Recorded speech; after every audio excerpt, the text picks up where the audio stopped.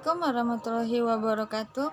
Kembali lagi dalam channel Alfiani Martalinda, nomor induk mahasiswa 17230002, jurusan akuntansi dari Fakultas STIE KBP Padang.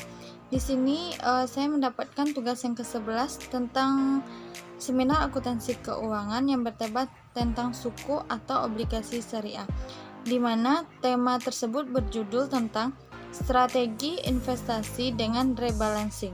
Bagaimana mereka bisa melayani pasar sekunder suku. Pembahasannya tersebut yaitu, menurut organisasi akuntansi dan audit untuk lembaga keuangan Islam, suku didefinisikan sebagai sertifikat investasi yang mewakili properti yang tidak terbagi dalam aset berwujud atau dalam proyek yang didefinisikan dengan baik. Pasar mereka saat ini mendominasi industri keuangan syariah.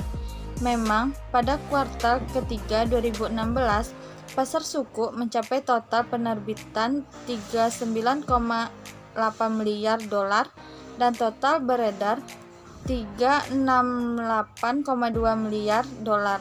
Dengan demikian, suku mewakili bagian 17% dari aset keuangan Islam. Mereka memegang posisi keuangan setelah sektor perbankan Islam.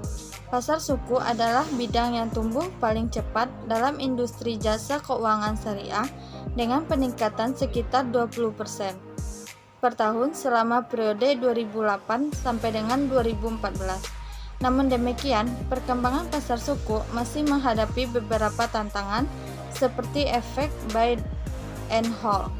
Hal ini disebabkan mayoritas pemegang suku memiliki hingga jatuh tempo.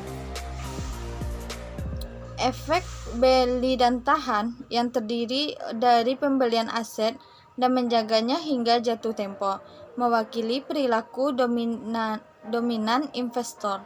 Strategi pasif ini disebut strategi beli dan tahan. Secara umum ini adalah pilihan investasi jangka panjang berdasarkan perkiraan pasar bullish. Kasusnya yang terdapat yaitu, sama halnya dengan obligasi, suku membayar kupon secara berkala dan memiliki jangka waktu tetap. Mereka dikeluarkan untuk pertama kalinya pada tahun 1980-an. Pasar suku saat ini mengalami pertumbuhan yang kuat dengan volume penerbitan keseluruhan sebesar 39,8 miliar dolar Amerika Serikat pada kuartal ketiga 2016.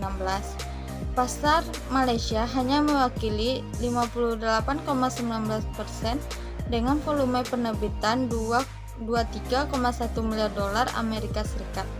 Dengan demikian, suku dianggap sebagai instrumen yang paling menarik dalam keuangan Islam. Suku memberikan kesempatan untuk berinvestasi pada beberapa aset dan proyek. Penampilan mereka tergantung pada underlying mereka. Biasanya mereka disebut obligasi Islam, tetapi secara konseptual mereka berbeda dari obligasi. Objek atau sampel mereka telah memilih sampel 65 suku Malaysia, memilih satu negara untuk menghindari risiko mata uang. Di antara berbagai jenis suku, mereka hanya menyimpan suku, musyarakah, mudarabah, dan ijarah untuk menghormati prinsip-prinsip syariah. Memang seperti yang disebut sebelumnya, murabah dan salam suku didasarkan pada hutang dan tidak dapat ditukar di pasar sekunder. Selain itu, mereka memilih tanggal jatuh tempo lebih dari Februari 2017 dan tanggal penerbitan sebelum awal. Teknik analisis suku menggunakan model regresi berganda dan vektor autoregresif atau VAR. Hasilnya yaitu, setiap strategi memiliki filosofi pengoptimalan sendiri yang secara alami menghasilkan dalam komposisi suku yang berbeda, bahkan jika mereka hanya mempertimbangkan pengembalian historis dan risiko. Bobot aset berbeda dalam setiap strategi. Komposisi suku ini diringkas dalam strategi beli dan tahan yang dibangun dengan membeli. Pada tanggal awal, suku ditimbang oleh kapitalisasi pasarnya. Jumlahnya tetap tidak berubah. Angka ini menunjukkan keragaman dalam komposisi portofolio masing-masing strategi. perlu dicatat bahwa hasil ini tergantung pada asumsi kami sebelumnya seperti jaga suku, data historis, dan ukuran risiko yang diadopsi. Sekian dari presentasi saya akhiri. Assalamualaikum warahmatullahi wabarakatuh.